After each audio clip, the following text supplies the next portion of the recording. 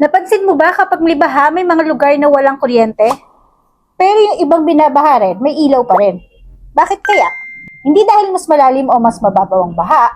Ang dahilan ay magkakaiba ang electrical distribution system ng bawat lugar.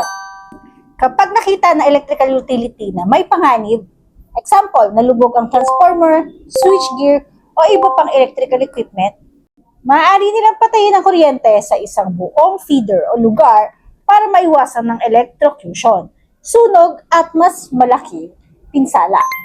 Samantalang kung ang ibang lugar naman ay hindi naapektuhan ng kanilang electrical facilities at ligtas pa ang line, maaaring hindi nila kailangan putulin ng kuryente kahit may baha. Huwag mong isipin na dahil may ilaw pa sa kapitbahay, safe na rin ang baha sa inyo. Kapag may baha, laging isipin na maaaring may live electrical equipment o sirang linya sa paligid. Kung maabot ang tubig sa electrical outlets, appliances, o service entrance ng bahay, mas ligtas na patayin ng main breaker kung kaya itong gawin na hindi dumadaan sa baha. Ang pagkawala ng kuryente sa panahon ng baha ay hindi lang abala, madalas isa itong safety measure para makaiwas sa aksidente at makapagsalba ng buhay.